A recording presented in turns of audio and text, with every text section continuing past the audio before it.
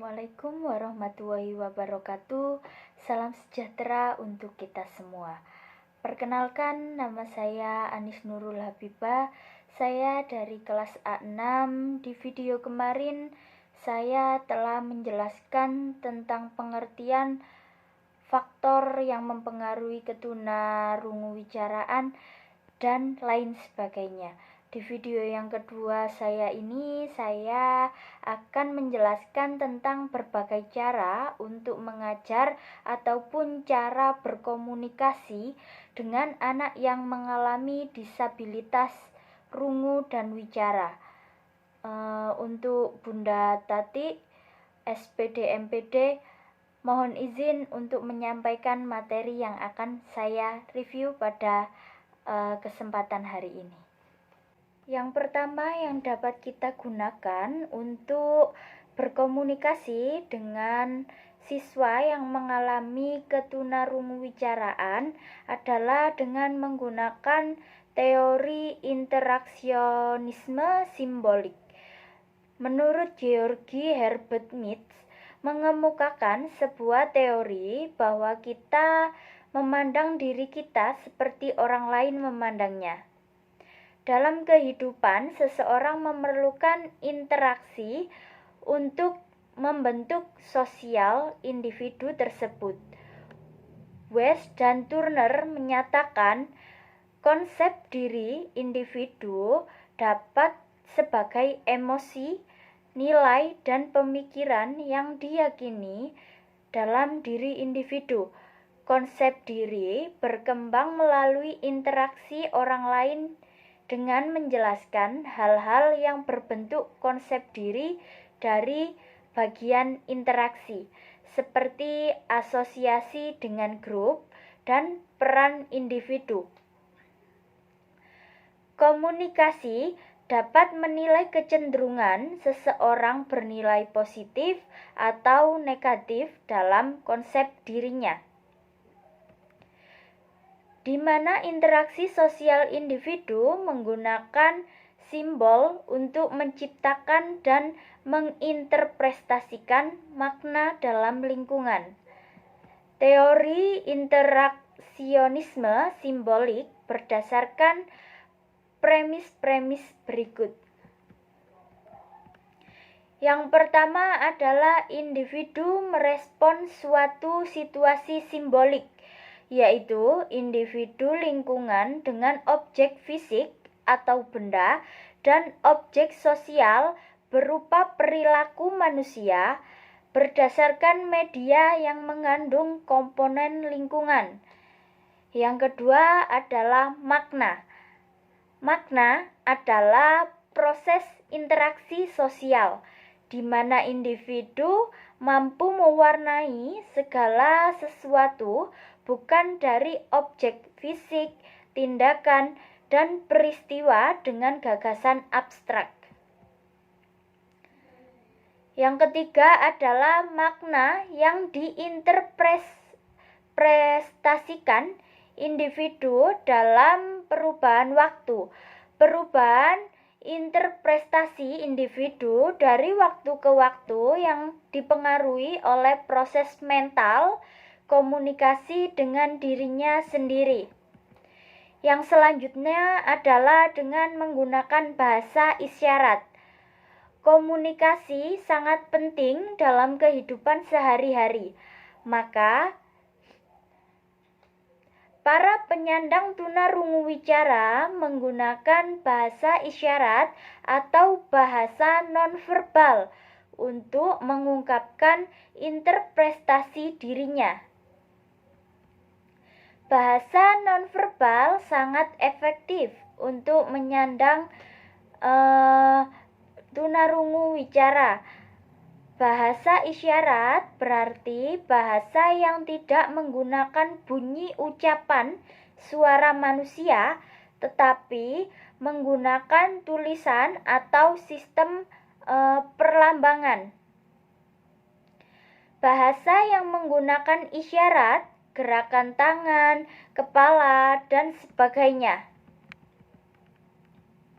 Khusus dibuat bahasa isyarat dipergunakan untuk kebutuhan khusus. Bahasa isyarat di setiap dunia berbeda sesuai dengan karakteristik budaya masing-masing di negara tersebut. Bahasa isyarat yang paling sering digunakan adalah ASL.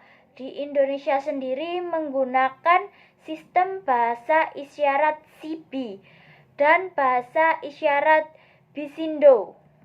Menurut penelitian, SIBI, Sistem Bahasa Isyarat Indonesia, dalam bentuk isyarat jari, tangan, dan gerakan yang melambangkan kosakata. Metode ini disebarkan di berbagai sekolah, terutama SLB, sekolah luar biasa, yang digunakan dalam kegiatan belajar mengajar. Bisindo sendiri biasanya digunakan untuk tunarungu wicara yang diciptakan oleh Gerkatin atau Gerakan Kesejahteraan Tunarungu Indonesia. Metode Bisindo mengadopsi budaya dan bahasa masing-masing. Misalnya, tiap daerah memiliki isyarat tertentu yang berbeda. Yang berikutnya adalah peran keluarga dalam merawat anak. Keluarga sangat penting dalam mendidik dan merawat anak. Orang tua merupakan cerminan yang dapat dilihat oleh anak-anaknya dalam keluarga. Dengan begitu, pengasuhan merupakan kewajiban orang tua dalam merawat anak. Jika pengasuhan anak tidak dipenuhi secara baik dan benar, kerap akan munculnya konflik, baik dari diri anak maupun antara anak dengan orang tua, serta dengan lingkungan sekitar di mana tempat dia tinggal. Setiap pola pengasuhan harus memberikan rasa nyaman, tetapi anak harus dibatasi dengan norma-norma yang bertujuan untuk perilaku menyimpang agar dia tidak melakukannya dan kita bisa mengawasi dengan ekstra dan penuh hati-hati. Karena semakin besar anak akan menemui banyak orang di lingkungan yang berbeda dan akan mengadopsi perilaku-perilaku yang dilakukan oleh orang tersebut. Berikutnya adalah pola pengasuhan anak dalam keluarga. Yang pertama adalah pola asuh otoriter. Pengasuhan yang dilakukan dengan cara memaksa, mengatur, dan bersifat keras.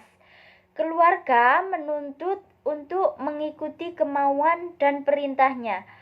Pola asuh otoriter dapat memberikan dampak psikologis pada anak. Berikutnya adalah pola asuh permisif.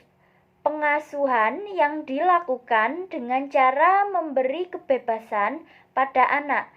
Anak bebas melakukan kemauannya dan orang tua kurang peduli terhadap perkembangan anak. Pola asuh permisif dapat menjadikan anak cenderung egois, dapat menjadikan penghalang hubungan antara seorang anak dengan orang lain di sekitarnya.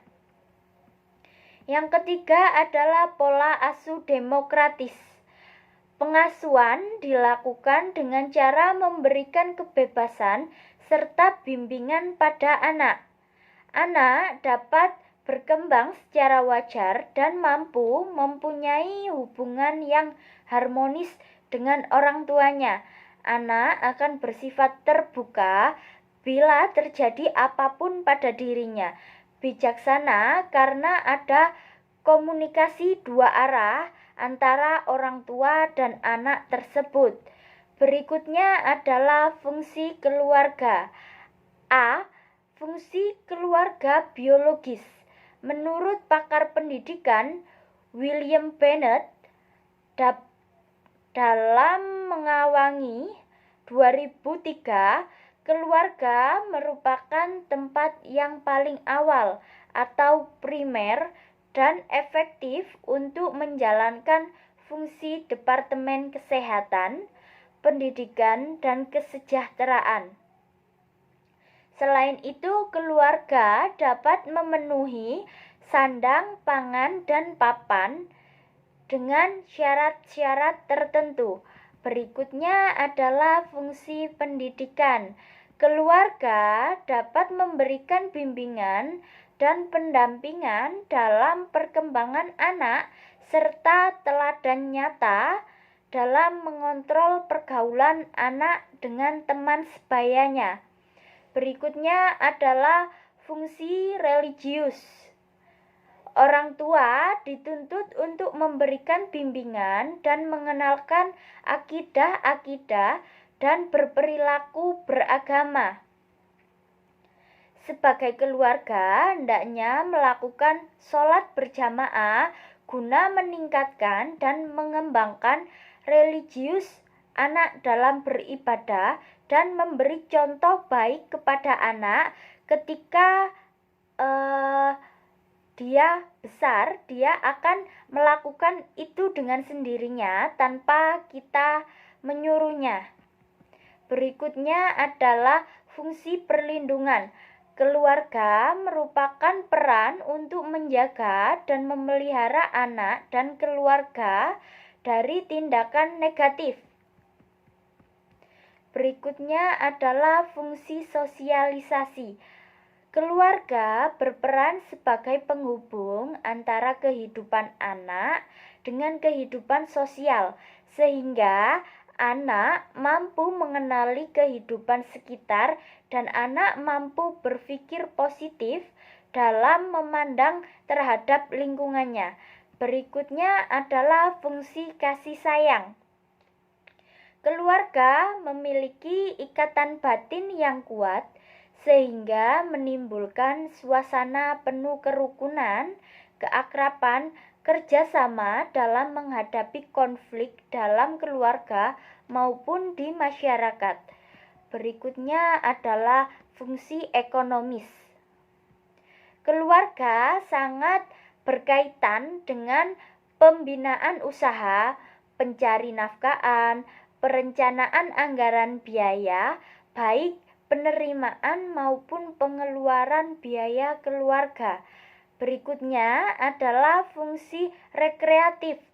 Suasana rekreatif keluarga memiliki kehidupan perasaan damai, jauh dari ketegangan batin, dan pada saat tertentu merasakan kehidupan bebas dari kesibukan sehari-hari. Pola asuh keluarga anak tunarungu. Menurut Ahmad, tahun 2004, orang tua sangat dituntut lebih optimal bagaimana orang tua memberikan didikan, bimbingan, pengasuhan, dan arahan pada perkembangan anak. Anak-anak dapat belajar nilai-nilai, peran sosial, norma, serta adat istiadat yang ditanamkan oleh orang tua. Anak tunarungu akan mengutamakan indera penglihatan dalam berkomunikasi dengan lawan bicara. Orang tua biasanya akan cenderung menggunakan pola asuh primitif dengan mengimplementasikan fungsi keluarga dan fungsi afektif, keamanan dan penerimaan, disentitas, kontrol, dan disosialisasi. Yang berikutnya adalah konsep beban keluarga. Anak penyandang cacat adalah anak yang kebutuhan khusus yang signifikan mengalami kelainan fisik, mental, intelektual, sosial, dan emosional. Memiliki anak penyandang cacat merupakan tantangan berat bagi orang tua. Orang tua banyak mengeluh untuk menerima anaknya sebagai penyandang cacat.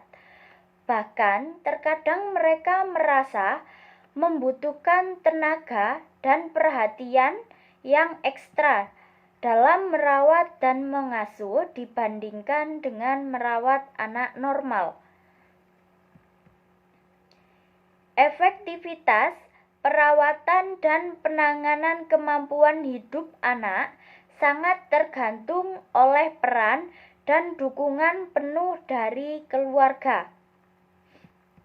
Karena keluarga sangat mengenal dan memahami aspek dengan jauh lebih baik daripada orang lain di sekitarnya dan guru-guru yang ada di sekolahnya. Keluarga merupakan lingkungan terdekat dalam kehidupan anak, seperti ayah, ibu, teman, atau tetangga.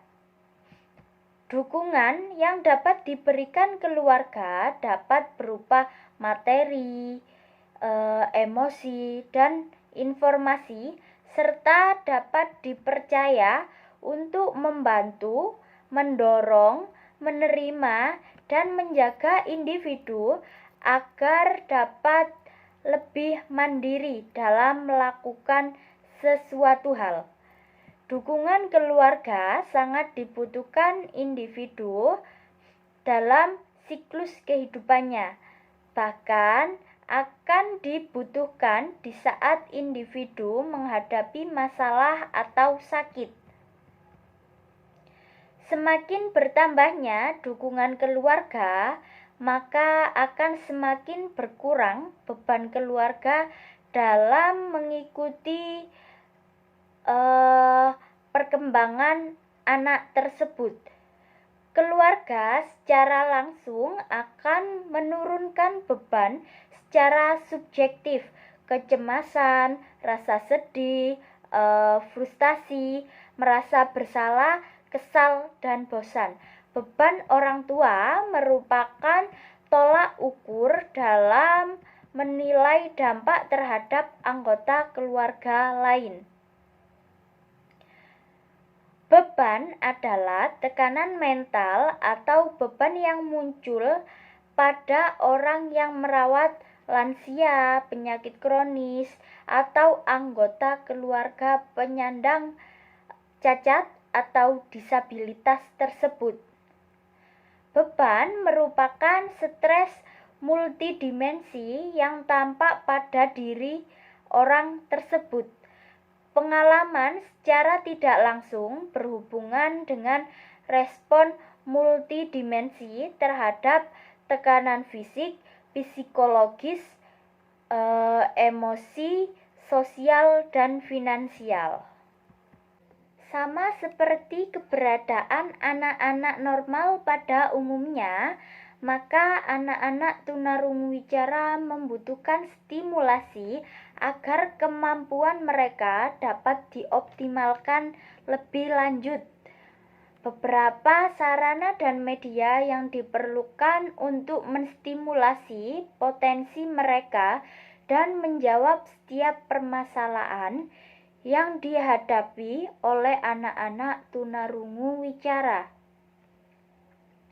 Pembentukan karakter yang baik merupakan modal utama dalam menstimulasi anak-anak tunarungu wicara agar dapat berprestasi, mengingat banyaknya permasalahan yang muncul dikarenakan ketunaan yang mereka miliki. Maka, langkah awal agar anak-anak tunarungu wicara dapat menjadi bagian masyarakat yang berdaya guna melalui prestasi mereka adalah dengan mendisiplinkan anak tunarungu wicara.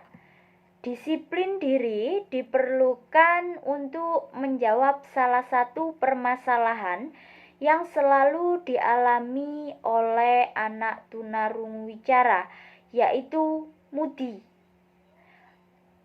yang berlebihan dan menarik diri atau bahkan menutup dari sebuah komunitas serta kurang percaya diri.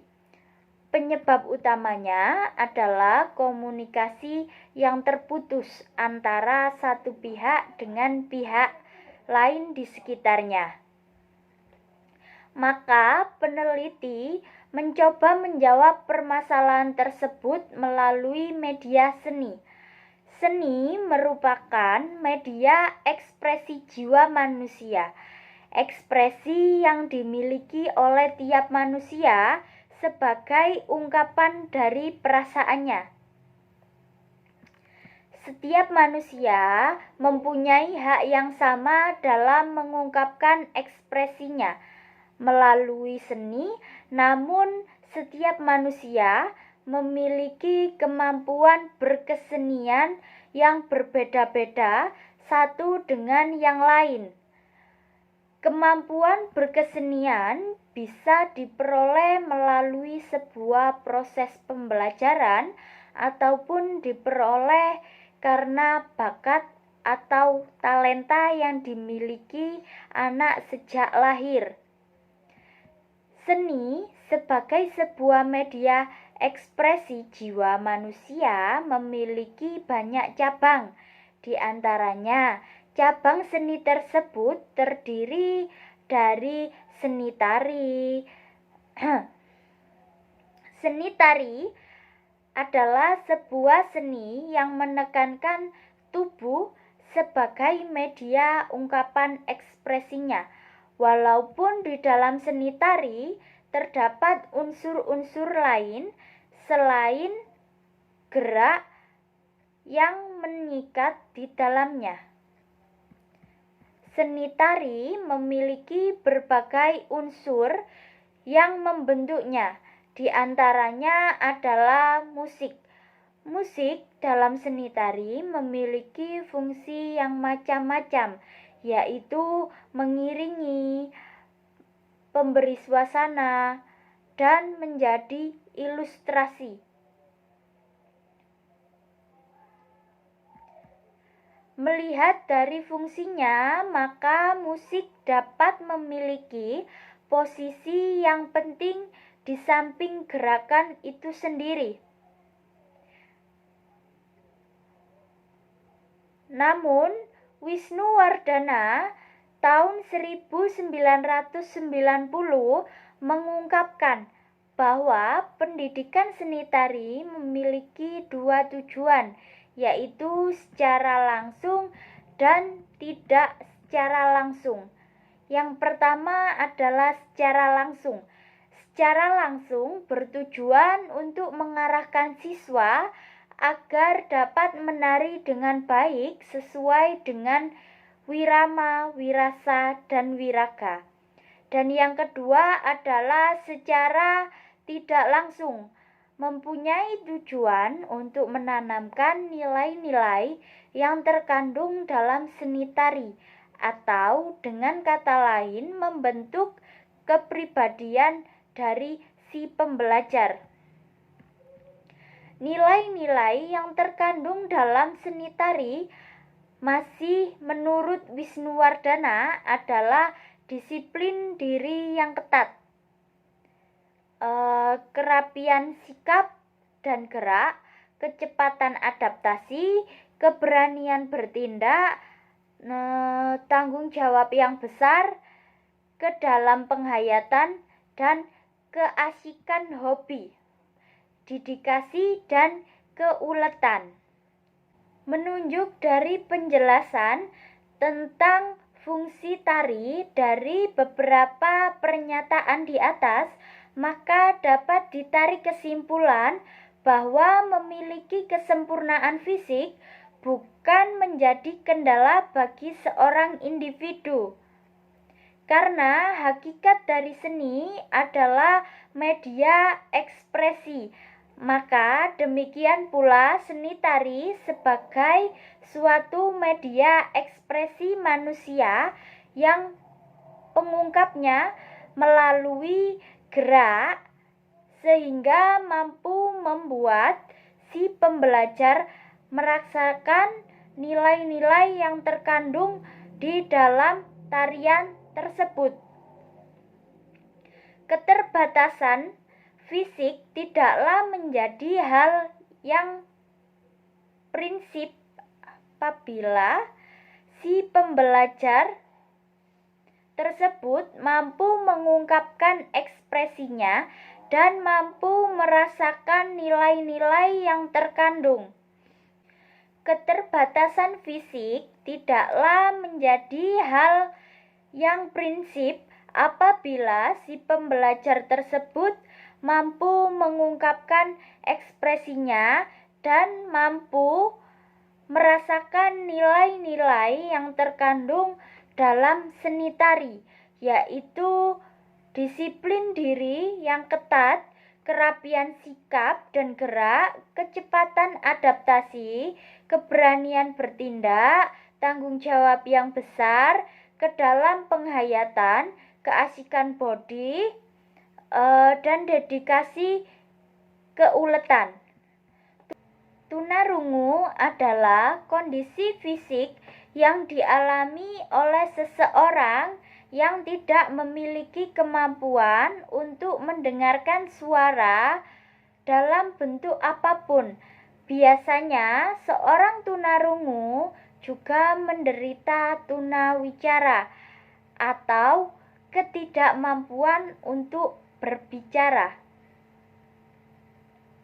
Ada beberapa kategori anak berkebutuhan khusus lainnya, namun dalam penelitian ini peneliti hanya membatasi pada keberadaan anak-anak tunarungu wicara saja.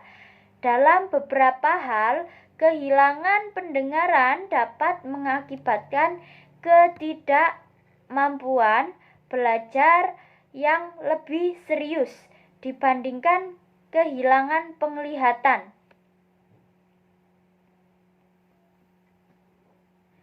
Kemahiran dan kemampuan menggunakan bahasa simbol biasanya lebih sulit bagi anak dengan gangguan pendengaran.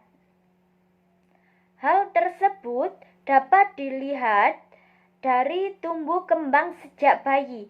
Seorang anak tunarungu wicara memiliki kesulitan belajar dan mengenali suara, terutama suara ibunya, sehingga respon yang dimilikinya lamban dibandingkan dengan anak tunanetra.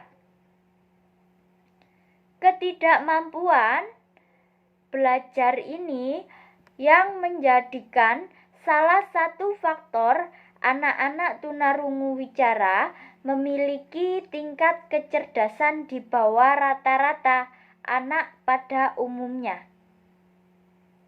Ketidakmampuan belajar pada anak tunarungu wicara mempengaruhi psikologis anak tunarungu wicara.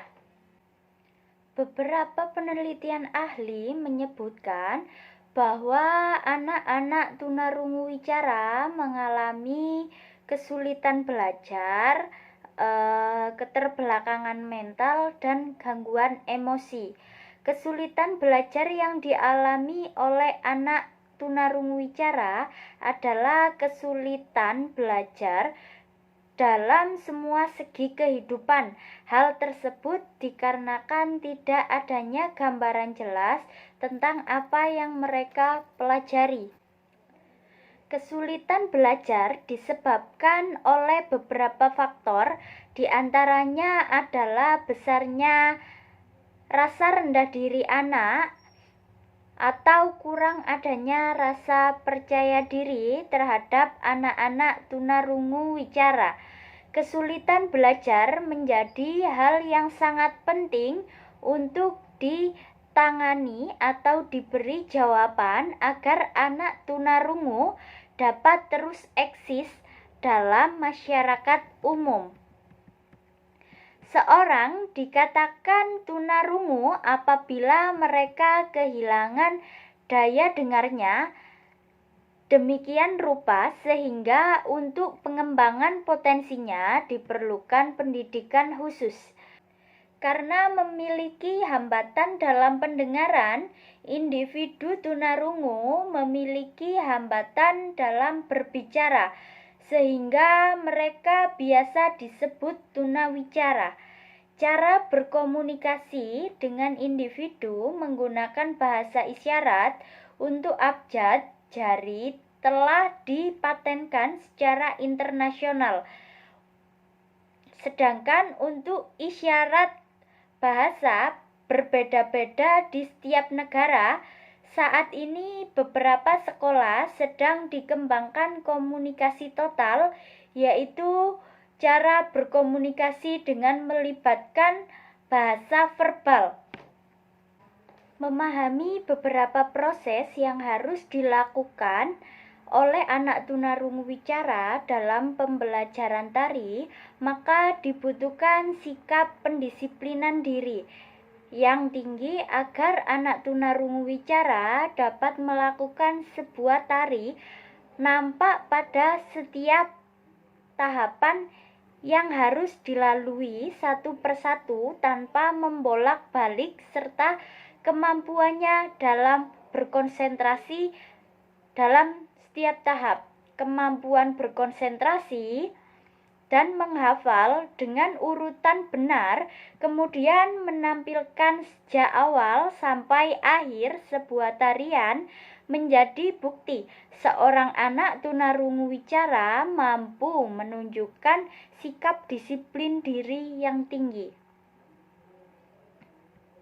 Hal tersebut menjadi sebuah tolak ukur dikarenakan salah satu kesulitan dari anak tunarungu wicara karena anak tunarungu wicara memiliki salah satu permasalahan pendisiplinan diri rendah, ditunjukkan dengan sulit mengikuti perintah yang diberikan oleh guru pada sekolah maupun perintah yang diberikan oleh orang tua pada rumahnya sendiri.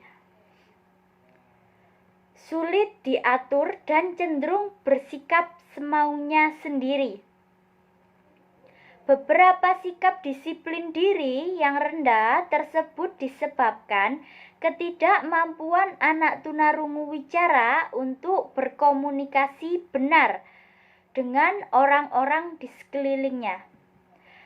Pembelajaran tari tradisional menjadi sebuah media yang dianggap mampu untuk mengakomodir sikap kurang disiplin pada anak tunarungu wicara. Tahapan-tahapan yang harus dilakukan untuk dapat menguasai sebuah tari tradisional menjadi sebuah latihan yang efektif agar anak tunarungu wicara mampu mendisiplinkan dirinya dengan kegiatan tersebut. Sekian presentasi materi yang dapat saya sampaikan di kesempatan ini. Saya mohon undur diri dan mohon maaf apabila ada salah kata dan penyampaian saya. Mohon koreksi untuk Bunda Suhartati SPD MPD dan teman-teman apabila ada kesalahan atas materi yang saya sampaikan pada kesempatan hari ini. Semoga bermanfaat untuk kita semua. Sekian, wassalamualaikum warahmatullahi wabarakatuh.